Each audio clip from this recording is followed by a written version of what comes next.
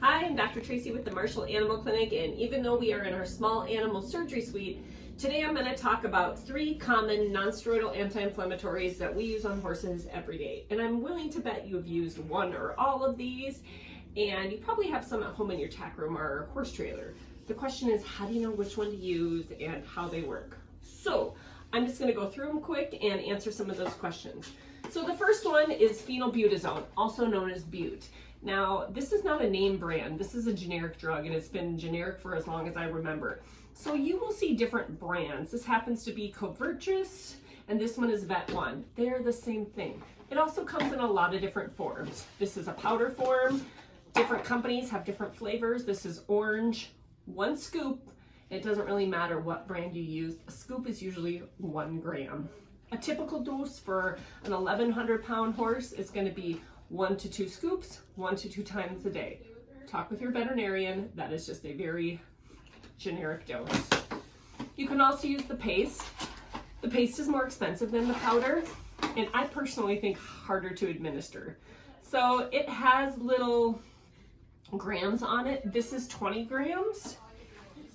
So essentially, I don't know, 10 days if you're doing it twice a day. And this is, I do believe, 100 grams. So that is Bute. There is an injectable Bute. We don't use it. We don't carry it. It can only go in the vein, and it cannot go out of the vein, and you cannot do it orally. I still think that there are vet clinics that use it. We personally don't. If you ever come across injectable Bute, please don't inject it into your horse. There are better products. So there are no scientific studies or clinical trials to show that one steroidal like Bute is better than Banamine for certain things. But there are a lot of veterinarians out there with years of experience that feel like Bute is an excellent choice for a short-term bony problem. Especially good for sore feet, for bone bruises, for anything involving the bones. And I agree with that. I like Bute for a sore-footed horse. So the next one that you're probably familiar with is flunixin. Now, if that word flunixin doesn't sound familiar, you probably have heard of Banamine. So Banamine is a name brand, and it's still out there. As name brand drugs tend to be, it's a little more expensive than the generic. So this generic is called Prevail, and the actual name of the drug is flunixin. So it comes in several forms too. We have a paste form, and this is actually only 2 doses. And then we have an injectable. But guess what? I never use this paste. I'm not a fan of it. I feel like if it gets hot in your trailer, it separates. You can use the injectable flunixin, generic Banamine, orally. Draw it up with a needle and syringe, and you squirt it in the mouth. The exact same dose that you would inject.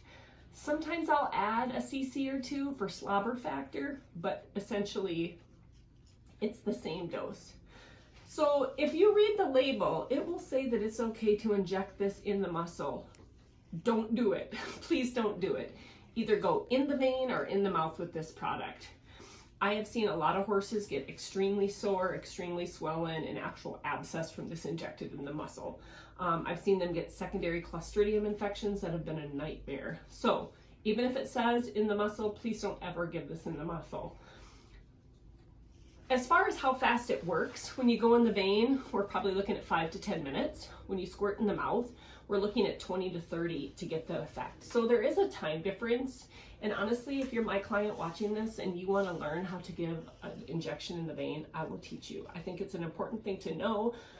For reference, for those of you that aren't in our practice area, we're in Southwest Minnesota, and we have a pretty wide practice range, meaning I have clients that are 60 miles away.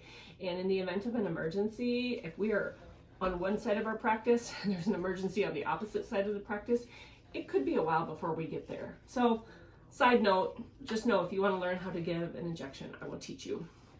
We like Banamine for soft tissue injuries.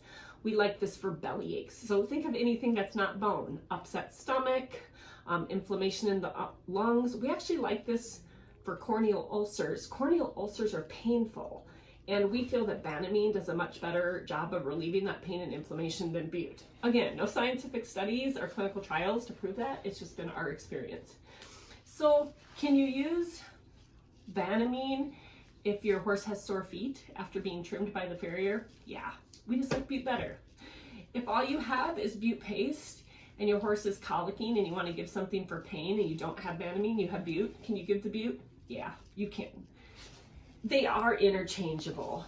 Just know that we have our favorites. So the last one is a more popular one. The reason there's an X on this is because it's an open bottle. This is 180 count and we sell it by the tablet.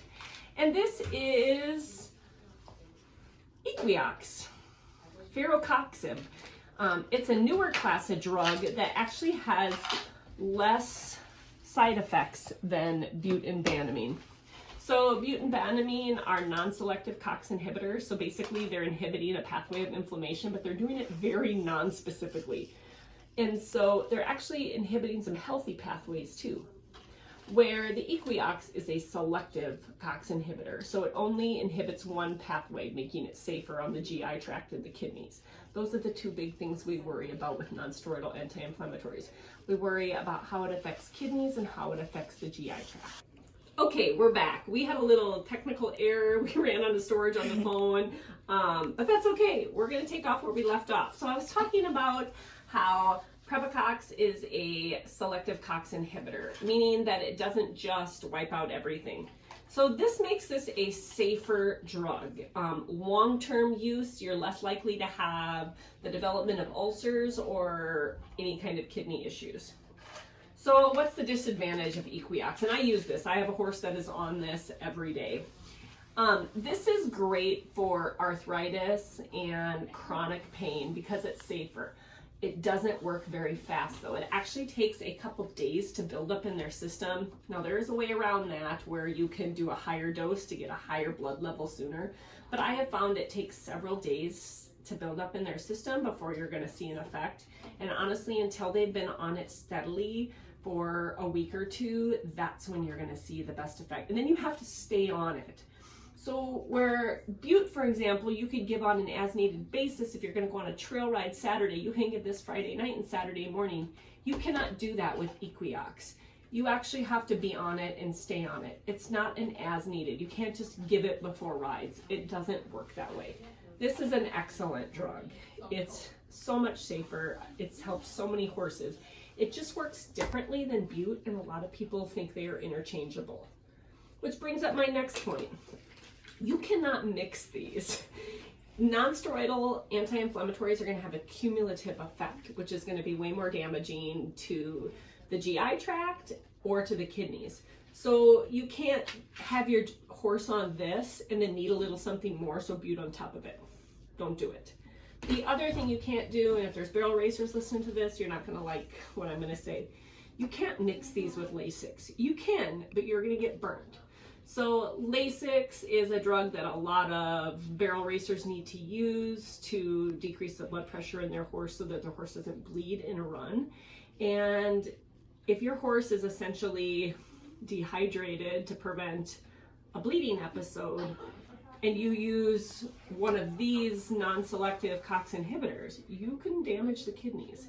So this is safer for barrel racers, but honestly, if you have to do all these medications, we should probably have a talk about what your horse needs to prevent these things. Okay, do you have any questions for me? We closed the comments, so don't post them in the comments. But we're probably posting this video on Facebook, so if you do have questions about the difference between the 3 non-steroidal anti-inflammatories, you can post them on Facebook. And I just thought of one more thing. Equiox. They do make a paste. We don't carry it because it's expensive. It used to be like 10 bucks a dose, so 10 bucks a day. I don't know what the price is right now. We've not carried it for a couple of years. They used to have an injectable. There may be a bottle laying around. They don't make that anymore. It really wasn't used very commonly, not when we have our other injectables. So there are more non-steroidals out there in the world for horses. These are the 3 that we use on a daily basis at the Marshall Animal Clinic.